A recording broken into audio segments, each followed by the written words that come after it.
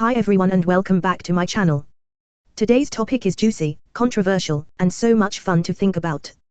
What if Black Swan debuted under YG Entertainment instead of DR Music? Would they have succeeded? How would real black idols like Fatou have been treated by the company that basically built its whole image off of hip-hop and black culture? Would Korean netizens have reacted differently? We're gonna look at how YG manages diversity and hip-hop concepts, how Korean media and netizens feel about YG's black culture aesthetic, and whether Black Swan's members, Fatou, Gabi, Sriya, and NVee, would have thrived there. Plus, how they'd compare to BABYMONSTER, what kind of debut YG might give them, and how they'd do in Korea, Japan, and China. So if you're a Blink, Black Swan fan, or just love K-pop industry tea, grab a snack and let's go. Why YG fits Black Swan's concept. We all know why YG is perfect for Black Swan's concept. YG is known for their swag-heavy, hip-hop inspired, girl crush concepts. Think 2NE1, BLACKPINK, BABYMONSTER. Black Swan's concept has always leaned toward Western-inspired hip-hop, with songs like Tonight, That Karma, and I Like It Hot. They even explicitly market themselves as a multicultural group, putting Fatou, a black Senegalese rapper, at the forefront. In an interview with Herald Pop, DR Music said, "We wanted Black Swan to break K-pop norms and represent diversity worldwide." The 7th of December, 2022. But DR Music never had the budget, training system, or connections to really sell that idea. YG already has a brand identity built around black culture, edgy rap, and global appeal. If Black Swan had YG's resources, they could have been marketed as Blackpink's edgier, more diverse sister group. How Korean netizens view YG's black culture. YG's hip-hop identity isn't without criticism. A 2023 NVee News article on cultural appropriation in K-pop mentioned YG's artists borrow heavily from black hip-hop, but rarely acknowledge the origins. The 17th of May, 2023. On forums like the Pan, you'll see comments like, "Why does YG always make idols act like rappers when they're not? The hip-hop concept is cool but sometimes feels forced." Meanwhile, Black Swan already faces racism for having Fatou. On Pan, one comment about Fatou said, "K-pop isn't for foreigners, especially not black ones." The 11th of June, 2023. If Black Swan debuted under YG, netizen reactions would still have some racism, but YG's bigger fandom and PR machine would drown it out. How would Black Swan be managed differently? YG's trainee system would have prepared them better. Fatou would have received advanced Korean training, like Lisa did. Gabi and Sriya would be polished performers. NVee could shine as a soulful main vocal. YG would also have stylists trained to work with diverse skin tones and hair, something DR Music completely failed to provide. And production. Imagine that Karma produced by Teddy or Tonight with a Kill This Love level MV budget. They'd have better music, better choreography, better everything. Would Black Swan succeed under YG? Let's talk numbers. Black Swan's current sales. Tonight, barely charted. Close to Me, ~2K album sales. That Karma, ~4K on Hantyo, no Melon or Genie charting. Compare that to BABYMONSTER. Over 300K albums sold. MV hit millions of views in 24 hours. Ranked on Billboard and Melon. Even though BABYMONSTER is criticized for lacking stage charisma compared to BLACKPINK, their debut was still a massive hit. If Black Swan debuted under YG, I think they would have sold at least 100K albums by their second comeback, and their YouTube views would be in the millions.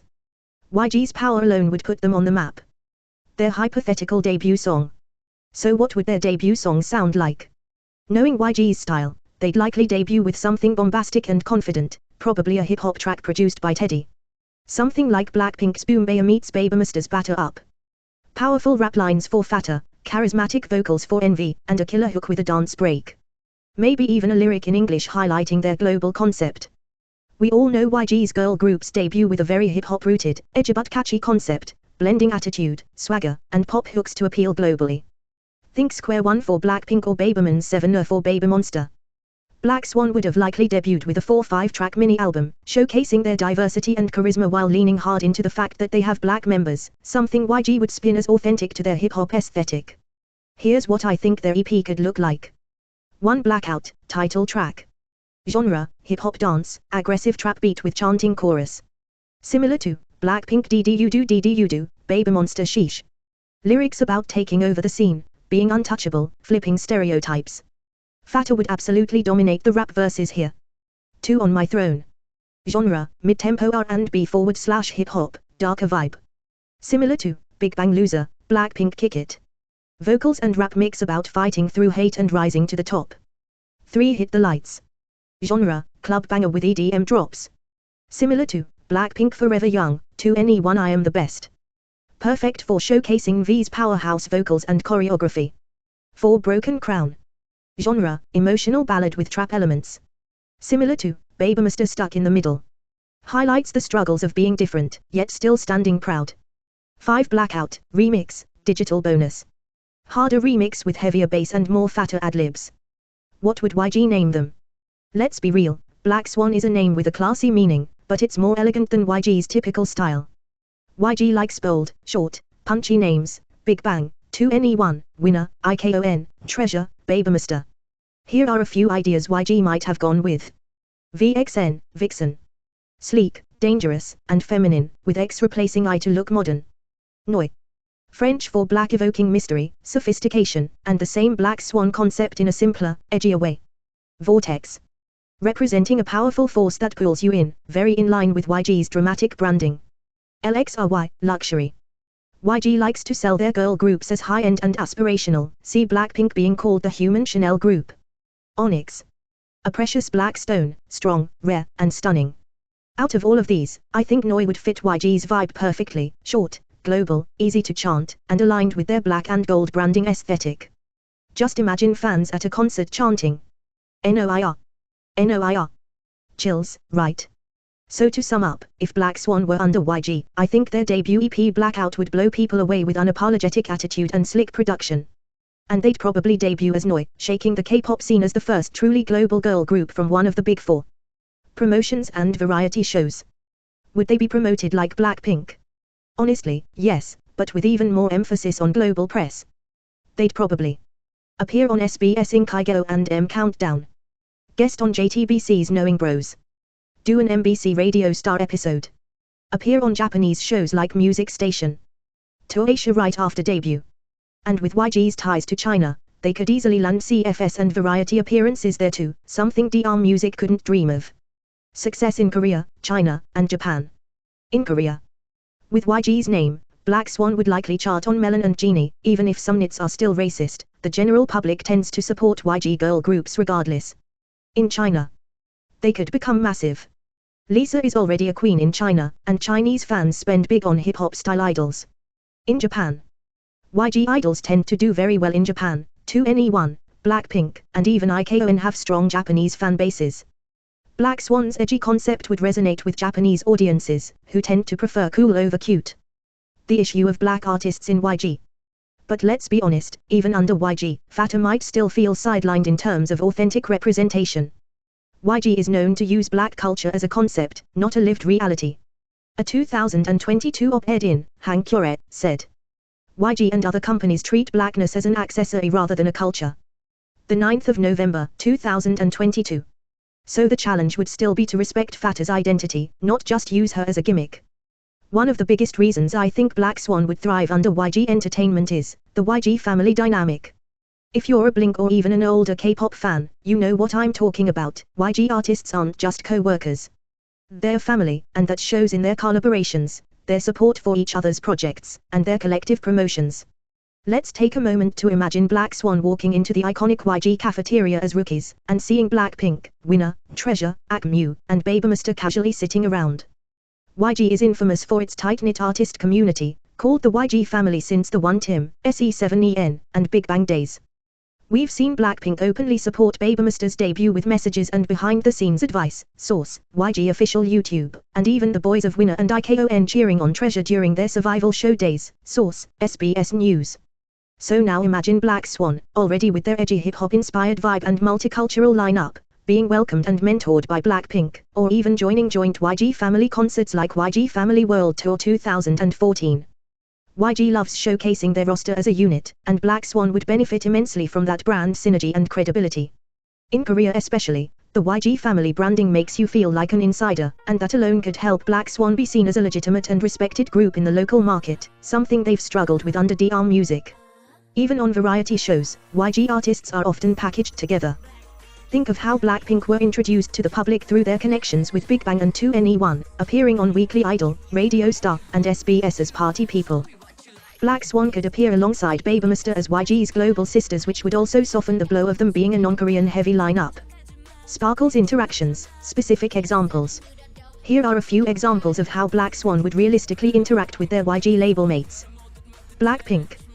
BLACKPINK have openly supported BABYMONSTER as their juniors and would likely do the same for BLACKSWAN. We could even see Lisa mentoring Fatou on rap and stage presence. Imagine the swag overload of that duo.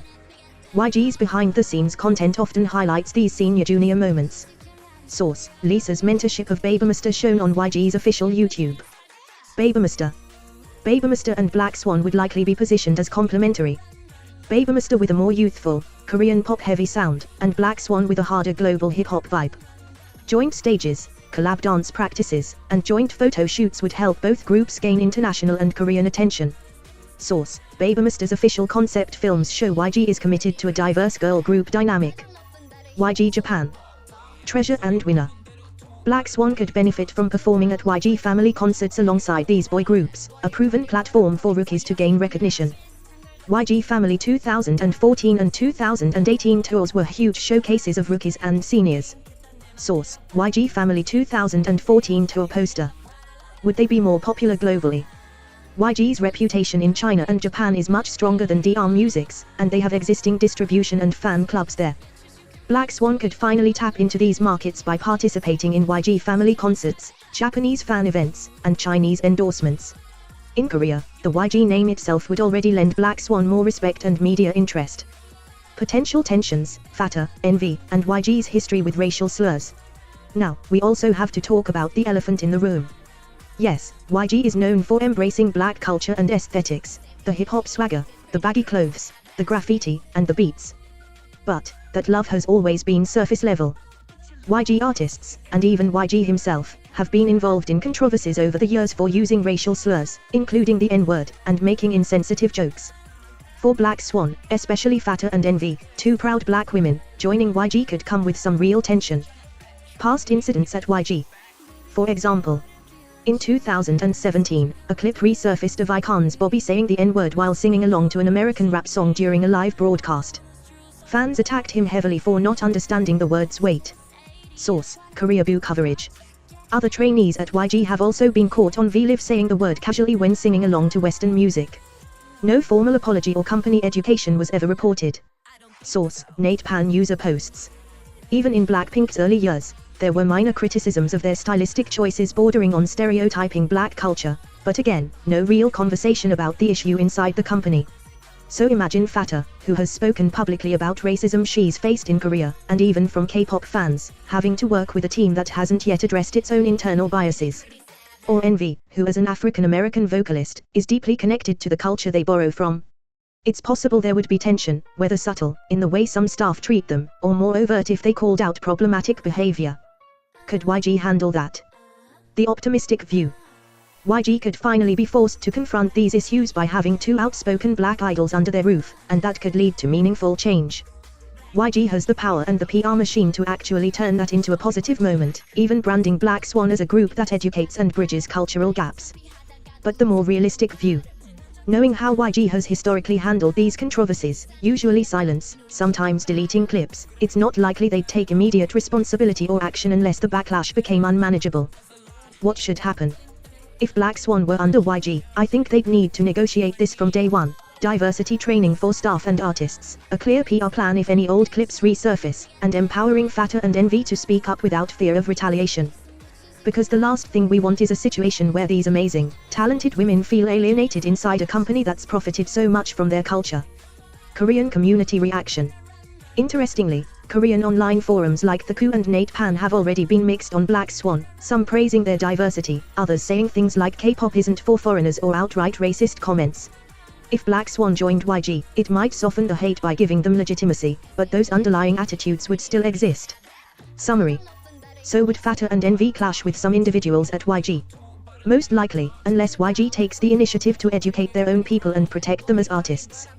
And honestly, with how iconic they could be for YG's brand as true representatives of global culture, it would be such a missed opportunity if YG didn't handle this properly. So what do you think? Could BLACKSWAN have succeeded under YG? Would they finally get the respect they deserve? Or would racism still hold them back, even with all the money and power behind them? Comment below with your thoughts. Don't forget to like, subscribe, and turn on notifications for more K-pop commentary like this.